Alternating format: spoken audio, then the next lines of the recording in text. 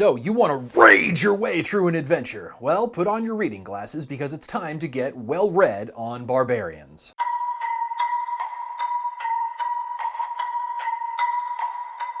Barbarians in Dungeons & Dragons are a ton of fun, and they're my favorite class. They're brutal warriors, impulsive, and unafraid of injury or danger. Hailing from far-off lands where might makes right, they have left their homes in search of adventure and treasure, kind of. Each time someone wants to play a barbarian, they feel like their character can't be smart or charming.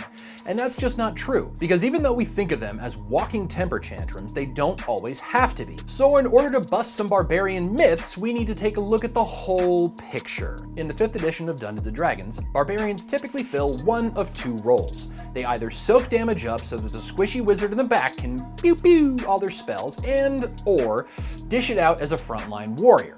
They can do this because of their central feature that no one else has but them: rage! They've gone through several iterations over the years in Dungeons & Dragons and pull a great amount of their tropiness from several different sources, such as the character of Conan the Barbarian to the mythology around Norse berserkers. So let's talk about that.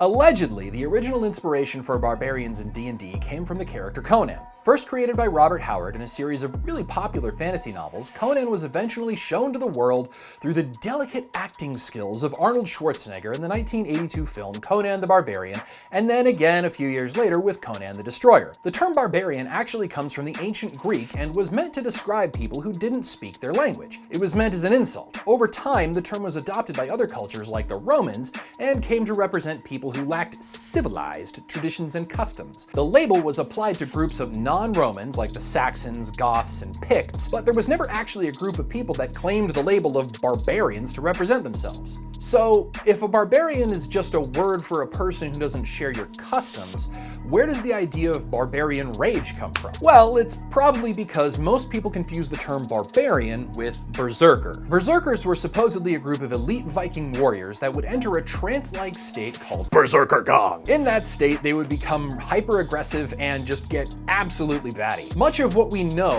or think we know about berserkers, comes from a 9th century poem about the martial deeds of King Harold Fairhair. Allegedly, the berserkers would get so pumped up during battles they would howl like wolves or like bite their shields, becoming impervious to pain and oftentimes entering battle unarmored, wearing nothing but animal skins. There are several different ideas as to why this behavior could have occurred. Okay kids, here's the part where we talk about drugs. One of the most popular hypotheses is that the berserkers would ingest different plants or mushrooms, such as flyagaric or henbane, to give themselves an edge in combat. Flyagaric, the common name for Amanita muscaria, was used among Siberian tribes and causes auditory and visual hallucinations due to the two compounds present in the mushroom, ibotenic acid and muscimol, plus it kind of looks like the mushroom from Alice in Wonderland. However, it's possible that it wasn't the only intoxicant berserkers ingested. Hyoscamus niger, or black henbane, was also used throughout the region as a painkiller, anesthetic, and general narcotic. So if you consider the hallucinatory properties of flyagaric and the narcotic properties of the black henbane, it's possible to see where the mythos of impervious warriors howling their way through combat came from. The drug counselor in me wants to point out that these are both also really, really poisonous, so don't eat them. Also, just don't do drugs, because then you won't have as much money for D&D books. Back to barbarians. Because you can start to see the pieces coming together here. If barbarians weren't seen as civilized and berserkers were prone to aggression so fierce that it made them invulnerable, the barbarian class in D&D combines those two traits into a character class, an uneducated, violent, hair-trigger warrior that we all know and love as the barbarian. Back in the very beginning, in a time long past called the 70s, D&D still hadn't become advanced yet, and the barbarian class actually wasn't a full class.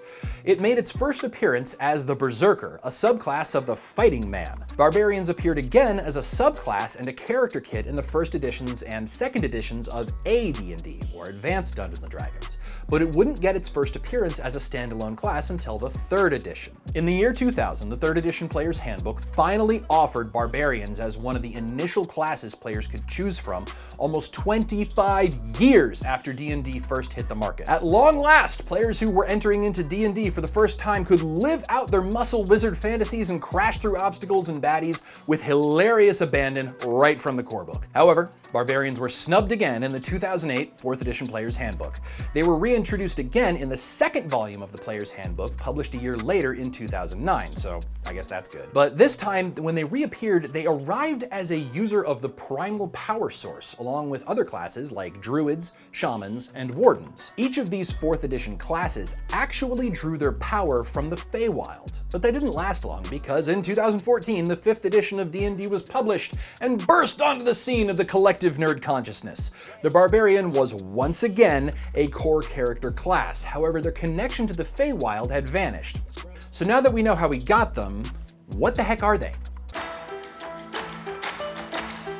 Barbarians are first and foremost a martial class, similar to the fighter and rogue. They don't usually sling spells and don't draw their power from gods or even training, usually. They are fueled by their unique ability, rage. At their very core, the Barbarian class is defined by their ability to harness their anger into something stronger and unleash it directly at whatever they're fighting. Barbarians also have the largest starting hit dice of any class with a D12. If you're thinking of playing a Barbarian, they typically fulfill a role of the frontline combatant. Maybe not to deal the most damage, but certainly to be able to soak up some of the hardest hits. With their own armored defense ability, Barbarians also can choose to wade into combat without the protection of any kind of armor. Instead, they can combine their dexterity and constitution modifiers together and boost their armor class this way. This effect goes away when the Barbarian puts on any kind of armor, but they can still use shields to augment their AC. As they advance in levels, Barbarians also eventually can't be surprised with things like danger sense, they get advantage on initiative rolls eventually, and at higher levels they become so angry they can even ignore death, sometimes. But the coolest part of a Barbarian happens at level 3, when they get to choose something called a primal path. In most cases, these paths help to explain where the Barbarian's rage comes from. Since rage isn't a magical ability or a spell per se, it helps players to understand where that special angry fuel comes from. So let's start from the beginning. The path of the Ancestral Guardian is really neat. I've played it once or twice, and when my players play it, they really seem to love it. This particular path gains the Barbarian their rage powers from the spirits of their fallen ancestors or other deceased warriors from their past. Primarily a defensive and damage-soaking path, whenever these Barbarians rage, their power is pulled from the spirits to allow them to better protect the various members of their party. The Ancestral Guardian is a path that relies on some creative description from the Game Master because the very essence of what makes this path so cool requires the GM to describe how the spirits are interacting with the game world and the environment and the other players. You could either describe them as like floaty blue Jedi ghosts, invisible forces that trip up would-be attackers, or some other kind of ghostly business. The path of the Battle Rager is actually kind of neat, but it's one of those sort of if you know things. According to the rules, this is the only primal path restricted to a specific race.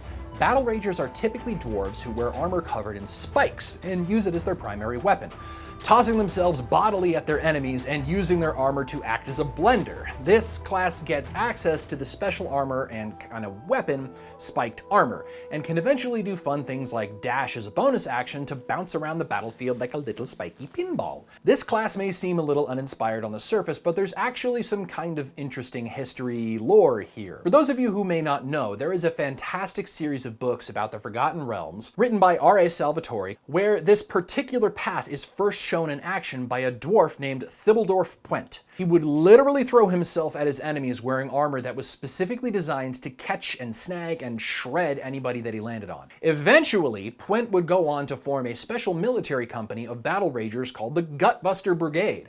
These dwarves would be trained to fight in spiked armor just like Puent and use their bodies as weapons in battle.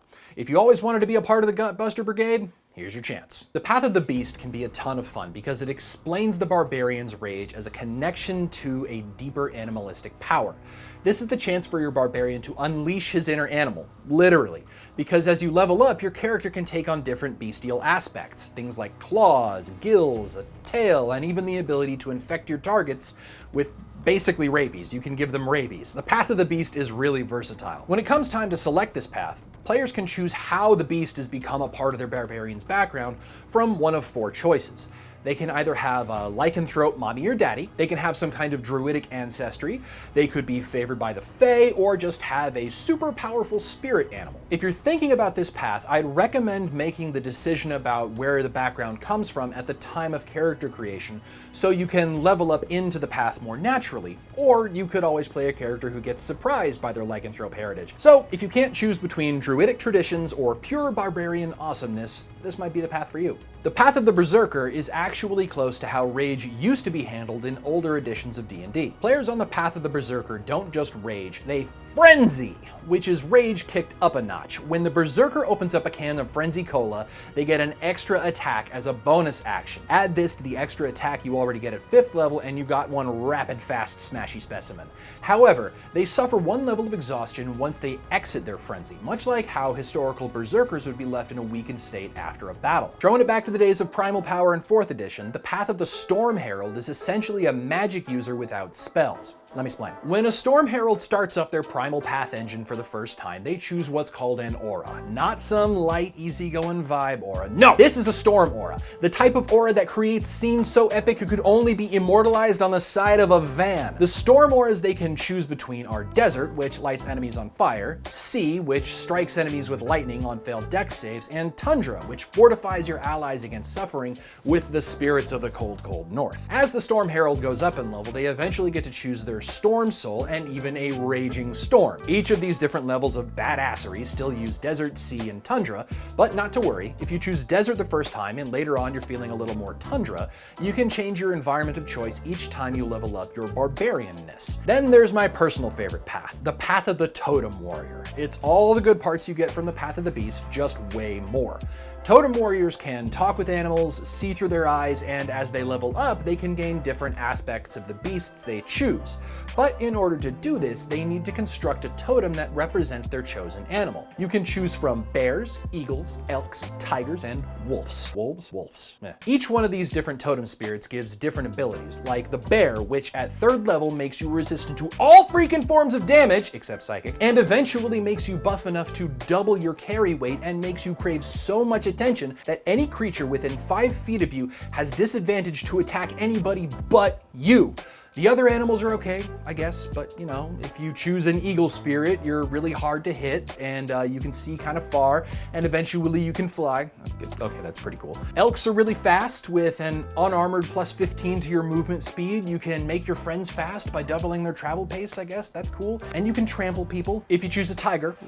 You can jump super far, get unreasonably smart for some reason, and get extra attacks as a bonus action if you move up to 20 feet in a straight line before you attack. So that's like a pounce. Wolves get to help their friends with attack advantage, track prey at full speed, and can knock targets over when they're angry enough. No matter which animal you eventually choose, the rules do say that most barbarians usually stick with one animal. Your mileage may vary, but that's probably a conversation to have with your GM. Much like Path of the Beast, they start to gain physical attributes of their chosen animal, even when they're not raging.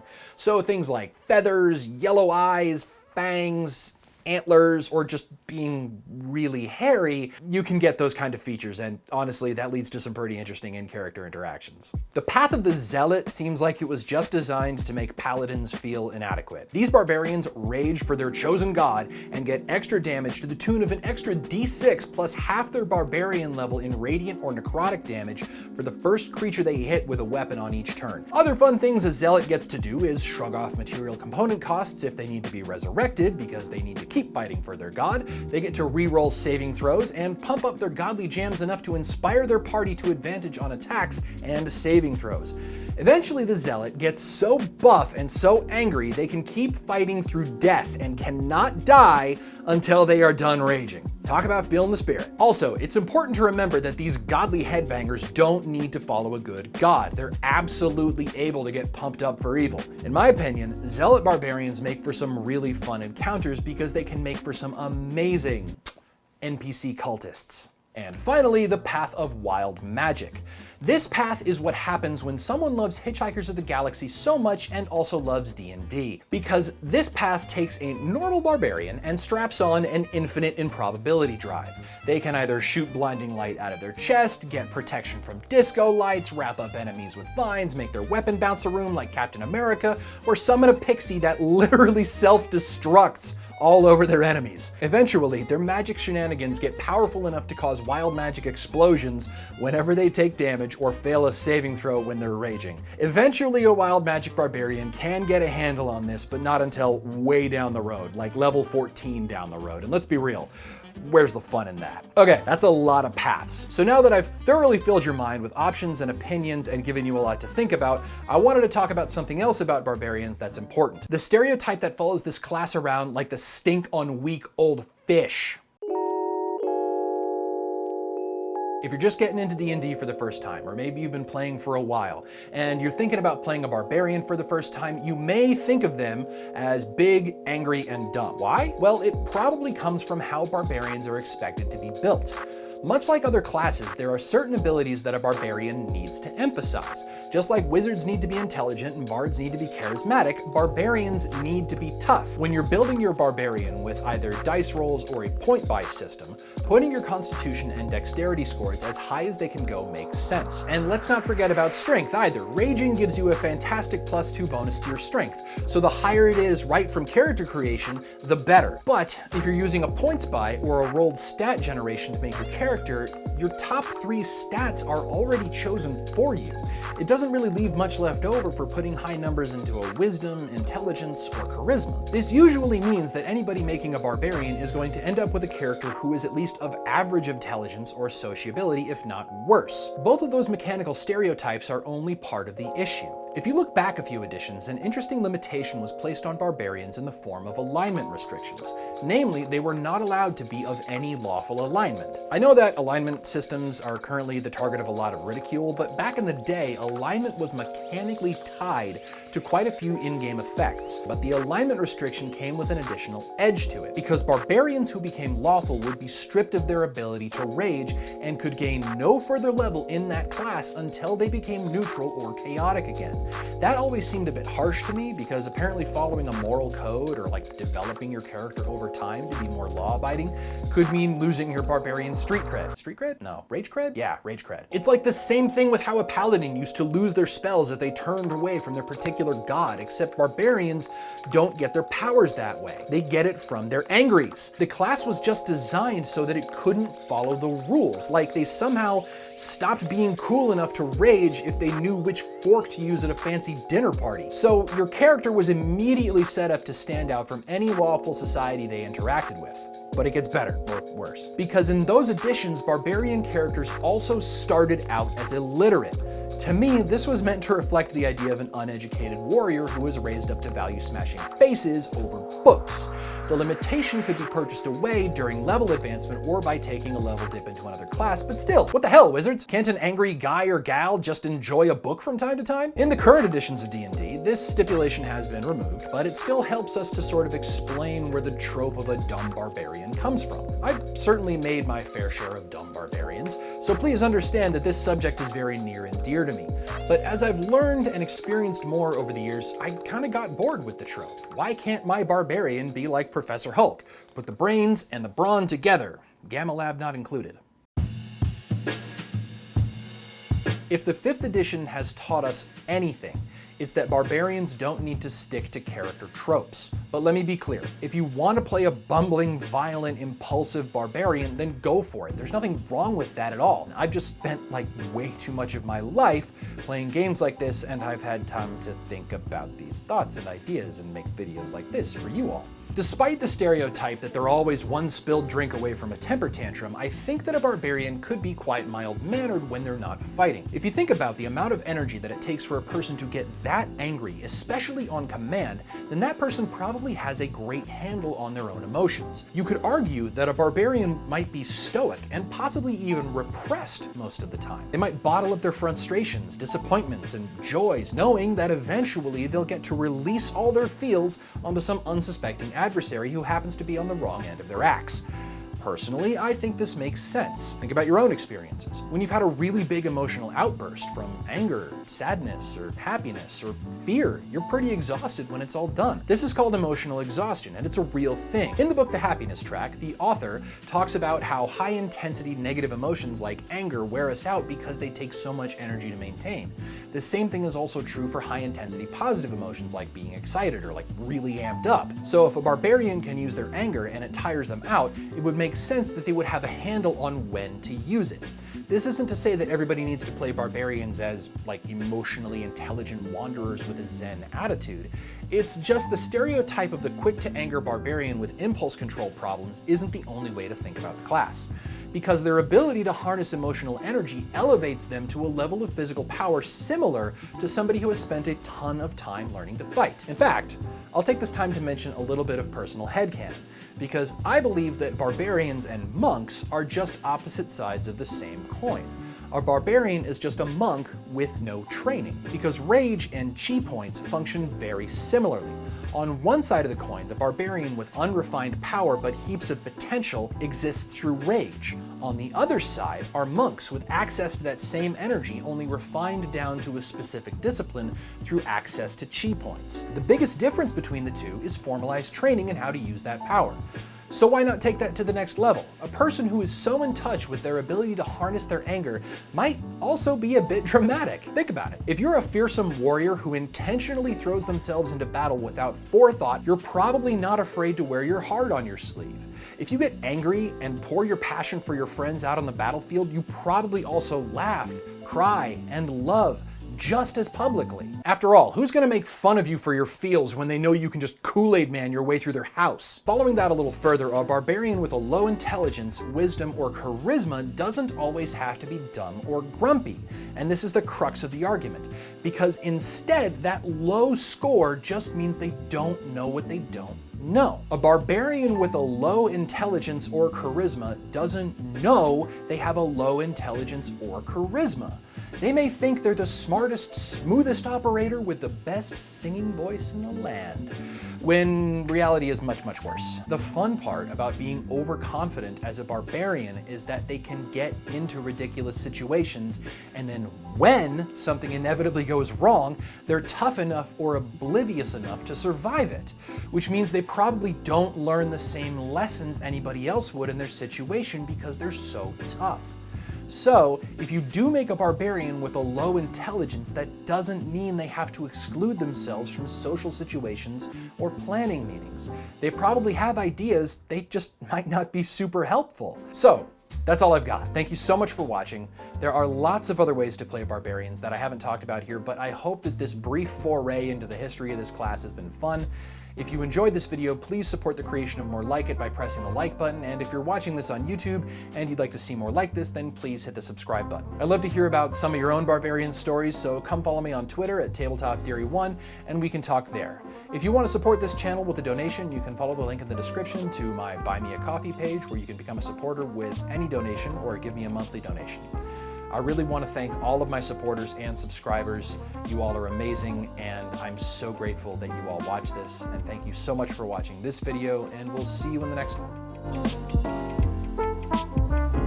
So, some of you may have noticed that I've been absent for the last few weeks. I haven't put out a video since September. Well, I took a break because of TikTok. Yeah, back in October, I started a TikTok account, and I blew up. But here's the thing. I wasn't making this kind of video. I was chasing trends, giving simple advice, and not really getting to flex my creative muscles by talking about the things that I care about, like mental health. The TikTok videos were kind of flash in the pan stuff, but they were really popular, and that shook me. It made me question all the work I've done with this channel. Did I want to be popular, or did I want to make content that I could be proud of? So for the last few weeks, I've been reevaluating what my priorities are for Tabletop Theory. Did I want to make basic D&D advice, or did I want to talk about mental health? And I know the answer. I believe that RPGs, like D&D, can have significant mental health benefits for the people that play them, and I want to draw as much attention to that as I can.